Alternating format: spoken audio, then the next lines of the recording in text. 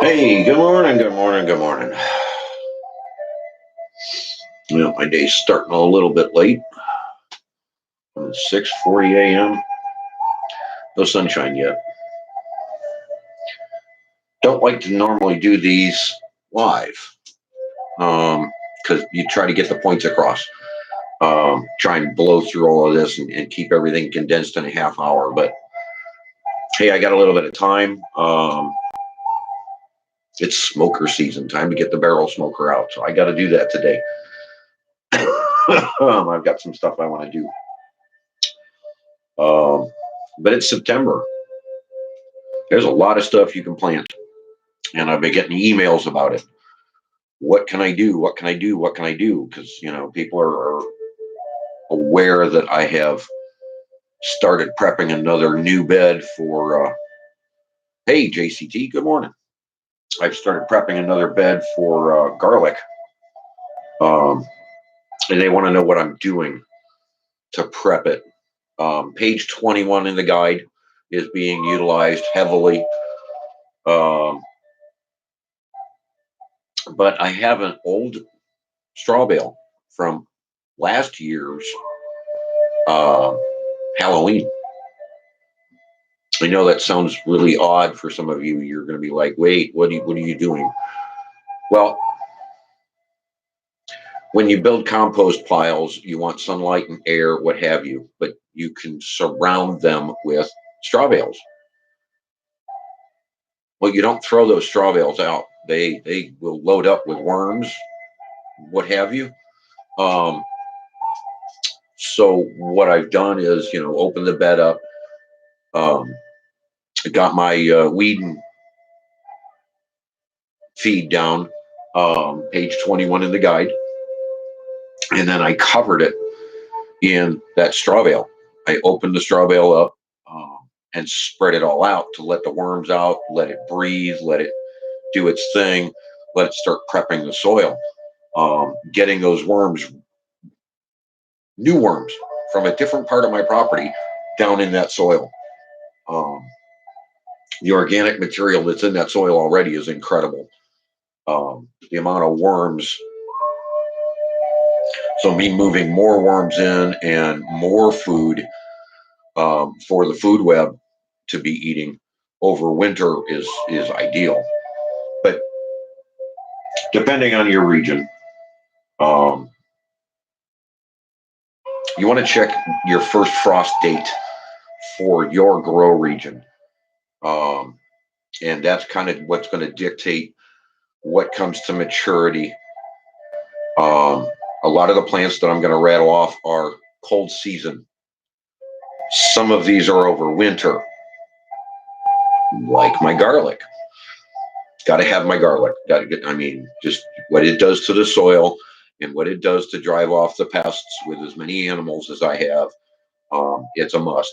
And the smell is, and the beautiful purple flowers, and it's just.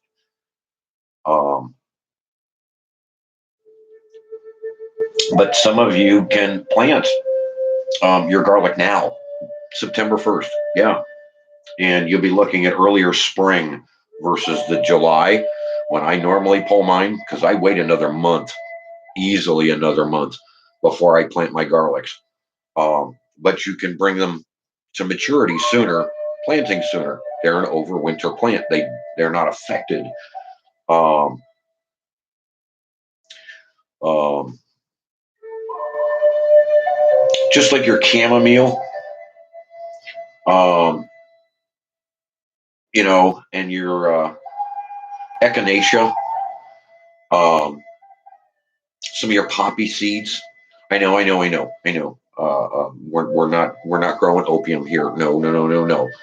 It's you want flowers. You still want flowers this time of year.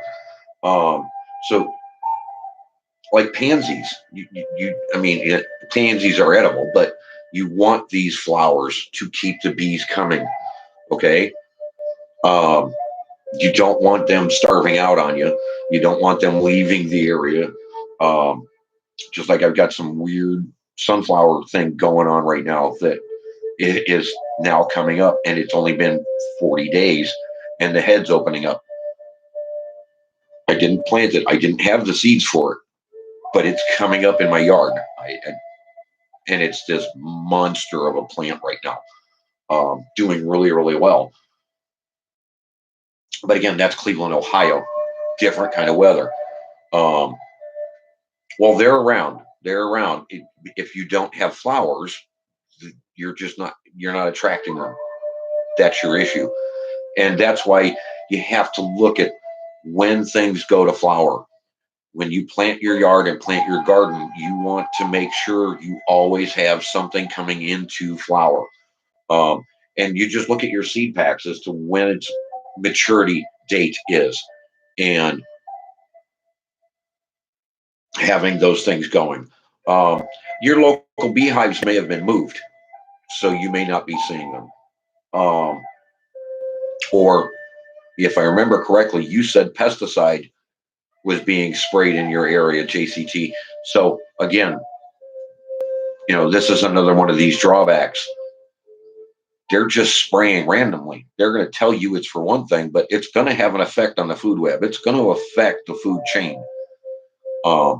Spraying is not the best idea. I don't care what they tell you. Don't have standing water and you don't have mosquitoes. You don't need to spray. It's that simple.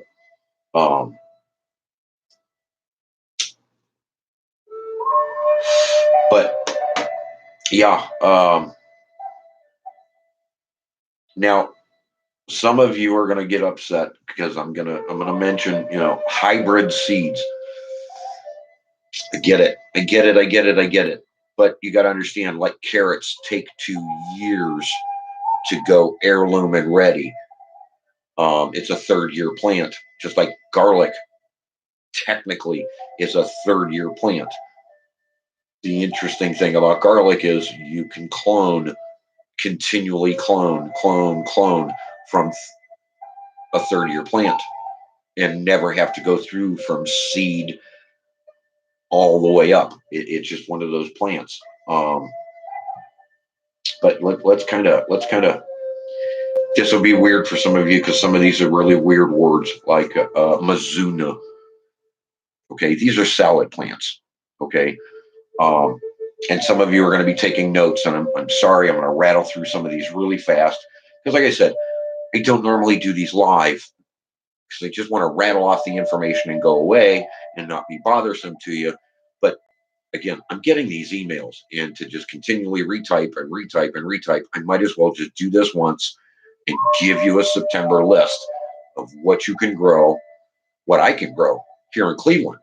So the rest of you further south can obviously grow. Okay, you're going to call me on this. I know you're going to.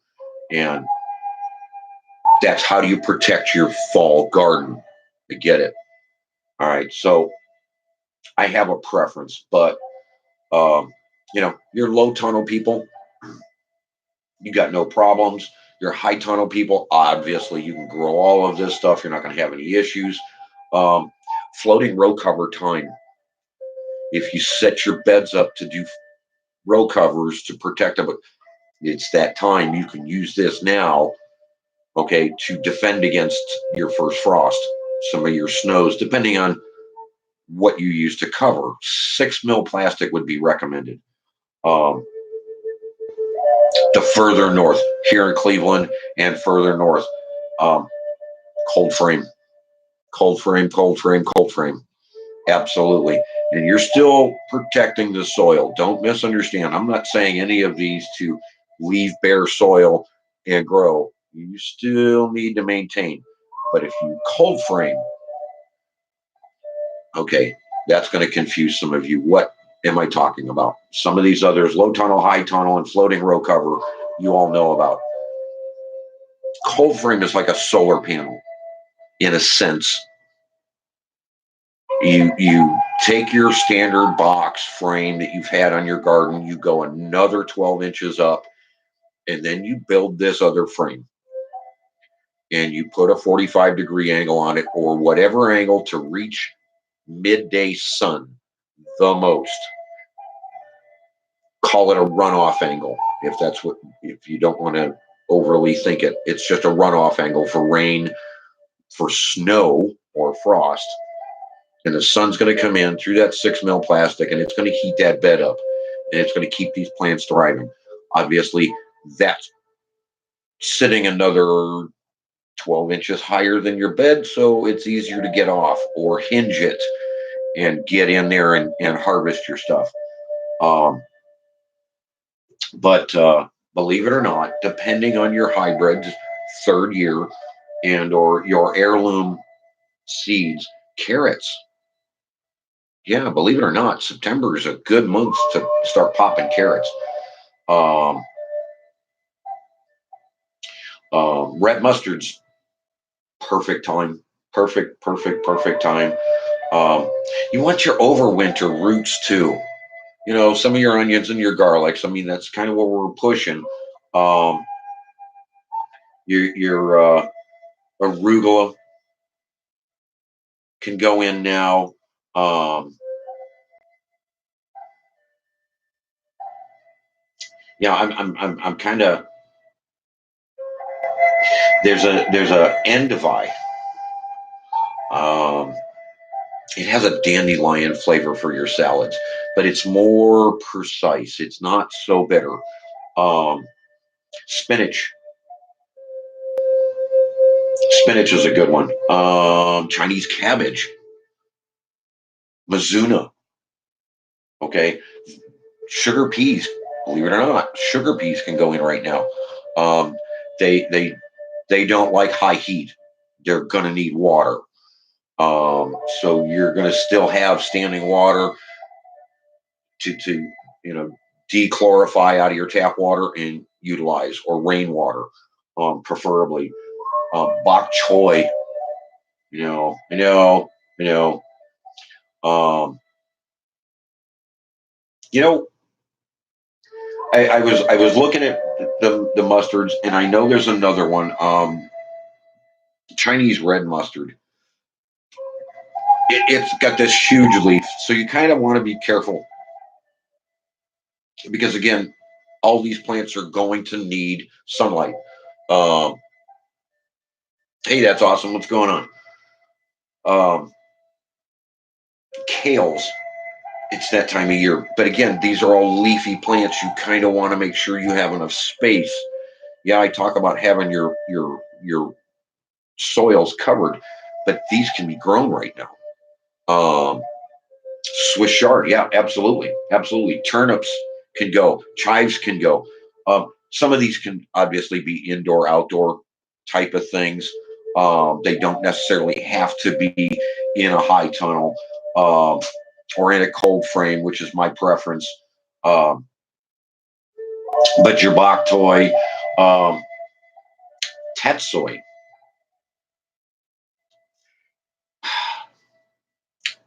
This one is called a vitamin green. It's real high in vitamin C and calcium. Like your spinaches also can go now. Cabbages, all of them can go now. These like it a little bit cold. Um, Broccoli can go.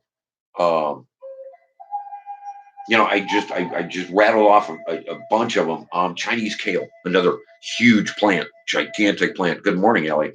Um, but I guess what I'm trying to say is always try and have something living organic in your soil, and dead organic.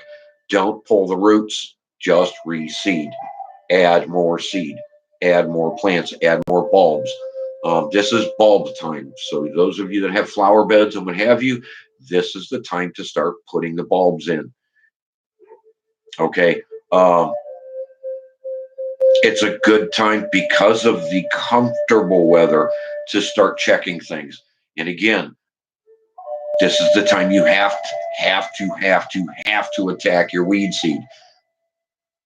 Page 21 in the guide. This is the time to treat the yard. This is the time to treat the garden beds. Obviously, if you're going to be putting seed in, don't seed, or don't be using your weed and seed now. in your garden bed if you're going to be planting from seed. But if you check some of your greenhouses, you're going to find that there are plants available right now for planting. Okay. So head that direction. Go check. Some big box stores are still getting some plants in. That's because they're fall plants in your region that can go in your garden now. Um, See, and this is where I have the argument with a lot of gardeners, and a lot of people get upset because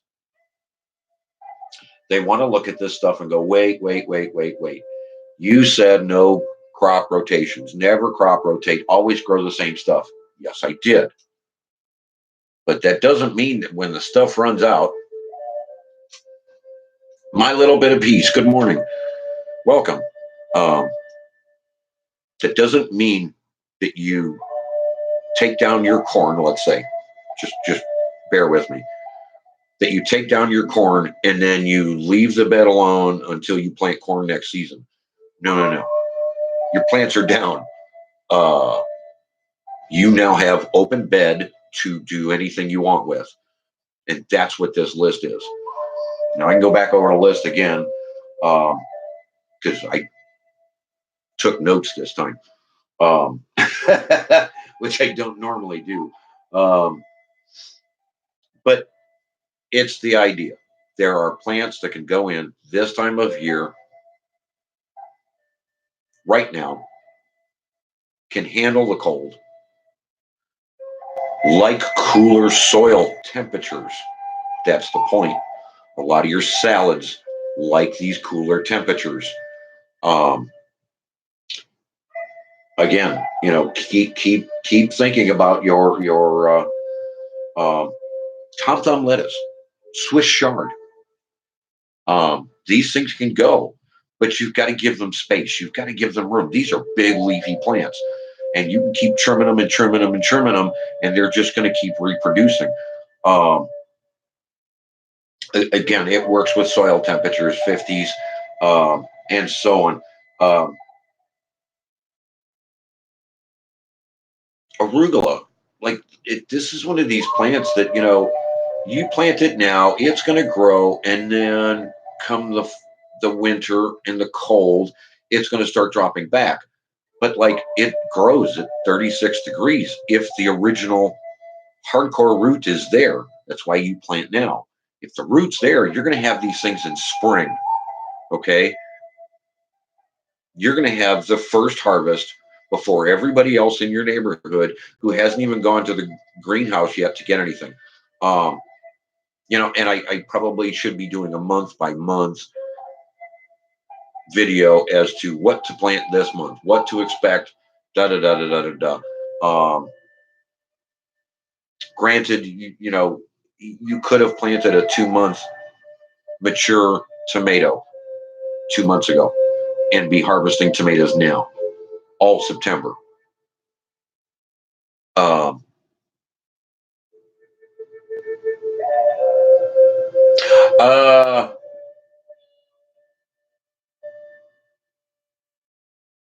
How big are your pots, Allie?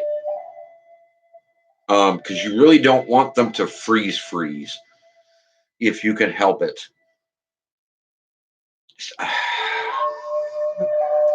Yeah, it'll be safe. Yes, it'll protect the food web. The food web will actually go dormant, provided you only cut off whatever plants you have in them and you don't pull the roots. Okay, pulling the roots is the worst thing you can do, and that's why I preach against rototillers so much and against over tillage, because you're pulling the roots out. You're giving your food web the ability to go into cold freeze. It will actually draw itself back and freeze solid. And then in spring, it will come back to life on those roots, on the dead organic matter, and continue eating. Obviously, you want green organic matter in there and new plants in there, the same plant for the same soil, provided you're using the recommendations from the book you've got everything it actually needs. I kind of twist and turn because a lot of people like, okay, I talked about my oddball sunflowers coming up that I didn't plant. Um, Down the street, there's a balcony grower who has, I want to say it's a 1 foot by 1 foot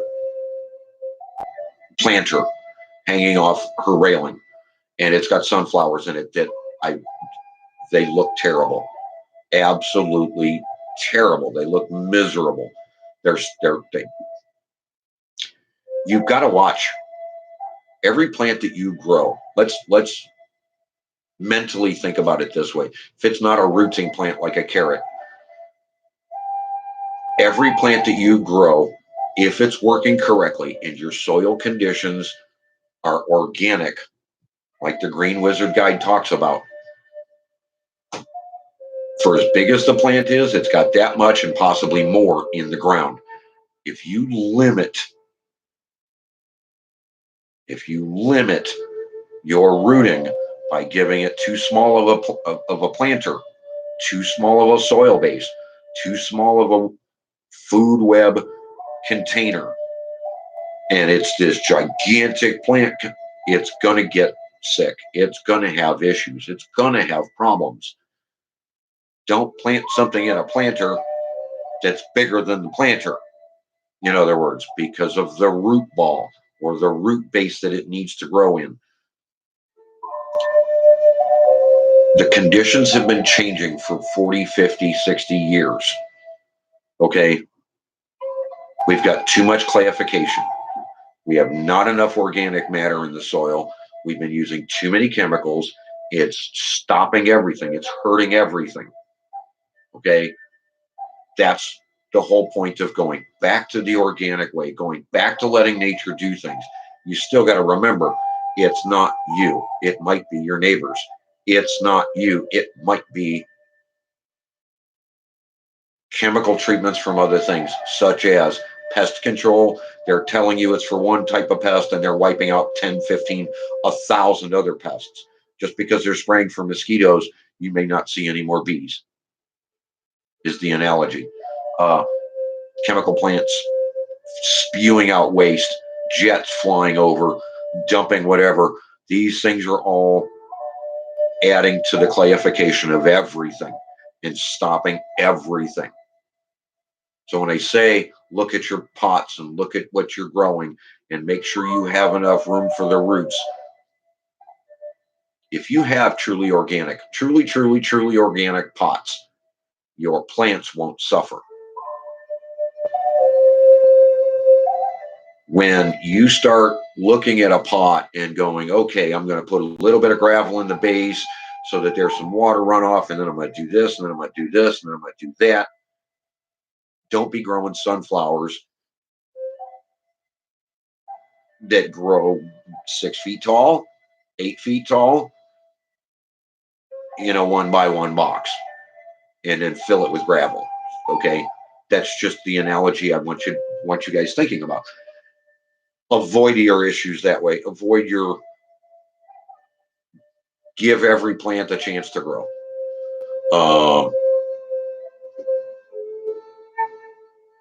No, don't pull the dead roots. Never, never, never, never, never.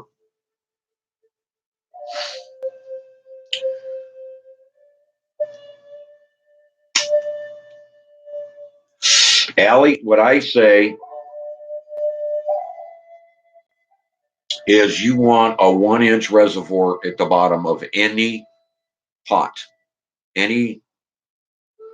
So drill a hole at 1 inch and go around.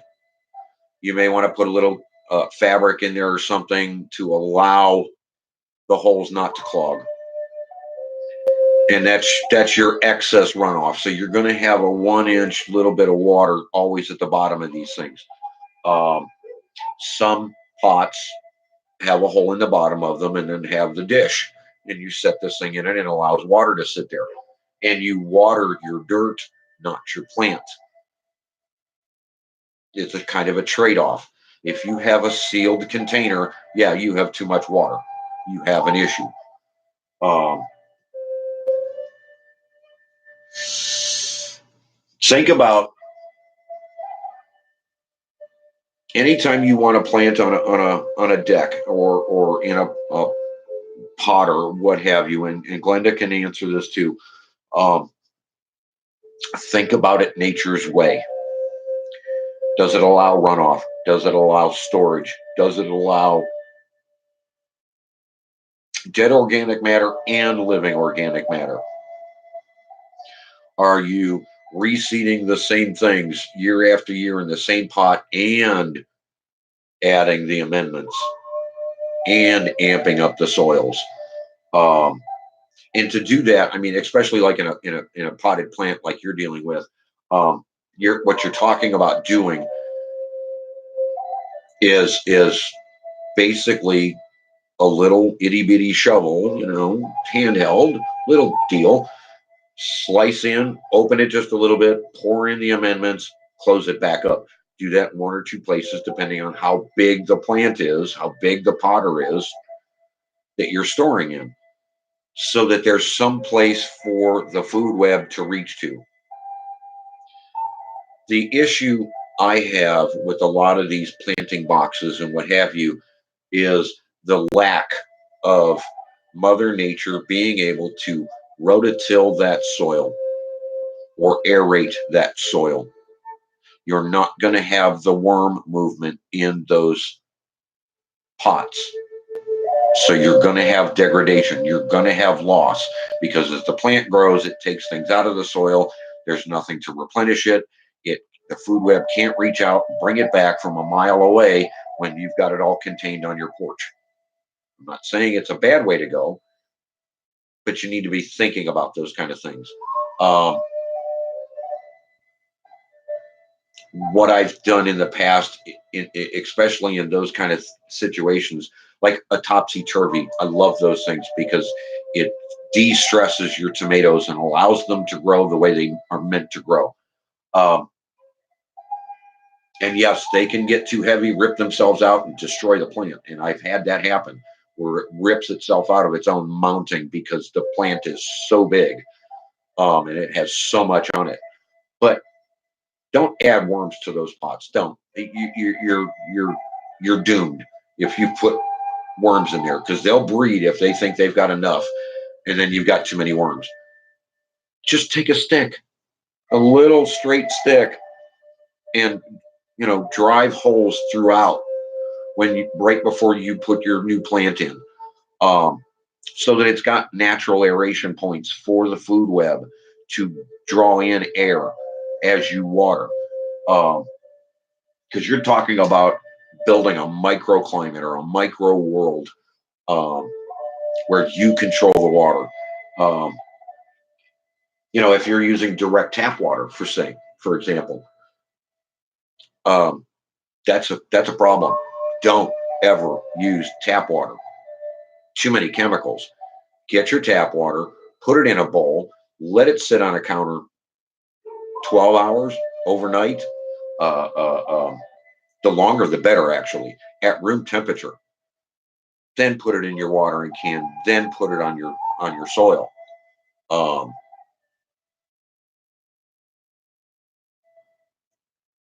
you can grow a lot there. You really can, but think about nature's way, is what I'm saying. You're missing a lot of what Mother Nature would do out there.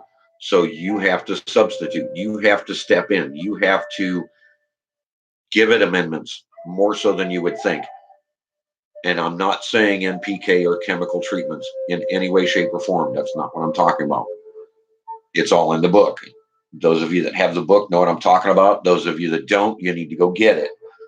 Um, add the amendments, get them in there so that all your plants have the best possible chance, and then treat it like a microclimate and think about there's no worms up here. I need to aerate the soil. So you want to drive something into the soil about the size of a pencil, nothing more, and just drive it in and pull it out, drive it in, pull it out, all the way down to your 1-inch water bed. Because You need air, water, and dirt, along with organic matter, to feed the food web. If the food web's thriving, everything else that you put in that pot is going to explode out of the soil. But you've got to support the food web. And the only way to do that would be to have worms and Mother Nature doing her thing.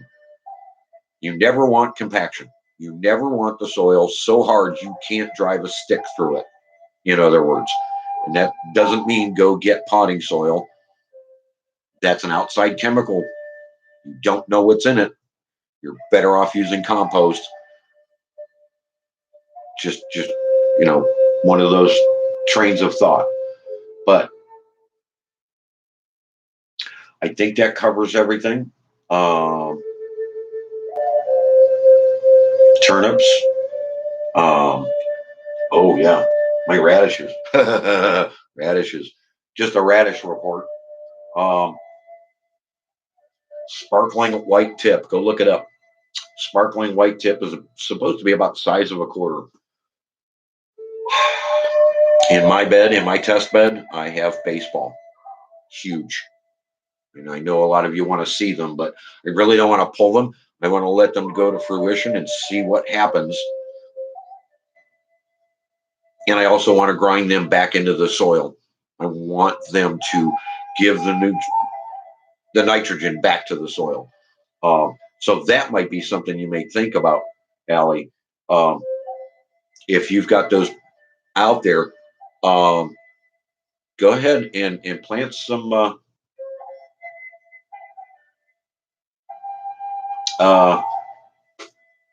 radishes in all of those pots. You want something always growing if you can help it. And if you can get overwinter stuff in there, like an onion or a piece of garlic or something, let it do its thing.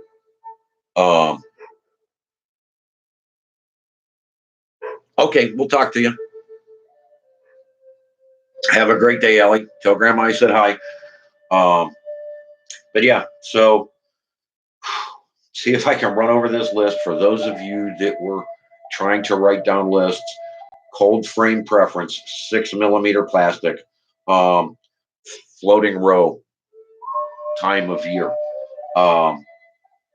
broccoli, Chinese kale, bok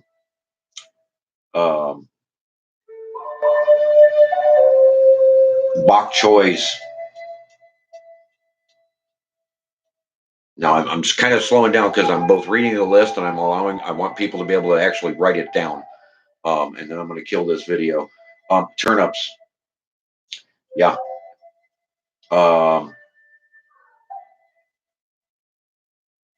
Chives.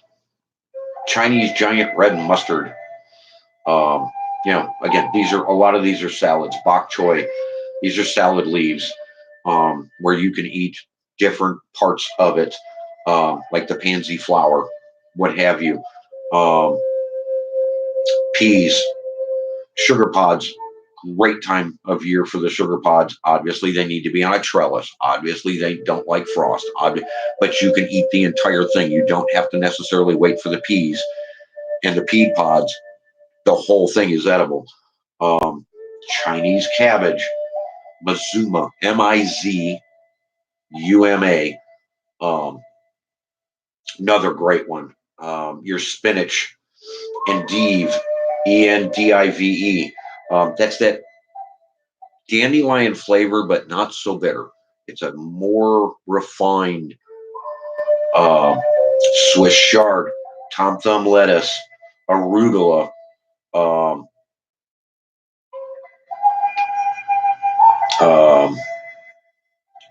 chamomile, echinacea. Again, poppy seeds. We're not growing. Your cabbage, your red mustard, your hybrid carrots. Yeah, there's some heirlooms that'll come up, but lean more to your hybrids. That pretty much covers the list for September's planting, everybody. So for those of you taking notes, And those of you that have emailed me asking me what to grow this time of year, that pretty much covers it. These are all of your plants that are going to thrive in 60-degree weather. A lot of these will handle your first frost without too much trouble. Keep your soils covered.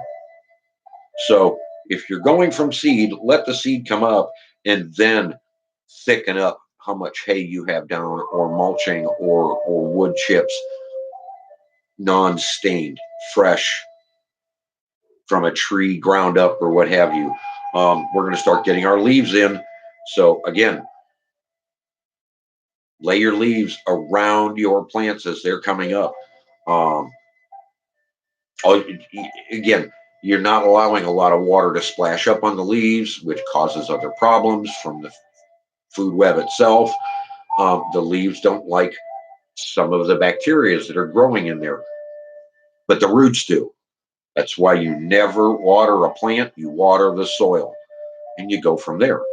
I think that covers everything. And if anybody has any questions past that point, or if I've missed any, let me know. And I'll look into it myself, back it up. Might have to redo this video. But hey, I'm at 36 minutes, longer than I wanted to run. But hey, that's how it goes. Miss Glenda didn't make it through the whole thing. I put her back to sleep because I've got one of those monotone voices and that great music in the background. But it's all good. Appreciate you stopping by. I know it's the weekend, so not a lot of you are going to see it, but those of you that have been emailing looking for your September list, gotta poke the bear just in case. So yeah, appreciate you stopping in this morning. I'm going to go fire up my barrel smoker and get my chicken started. It's going to take about 5 hours.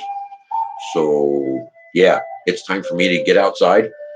Still have no sunlight, but I've got enough light that I can fire up a grill. So you guys have a great day. We'll talk at you later. You know where to find me. I'll see you around the stream somewhere. Have a great day, everybody.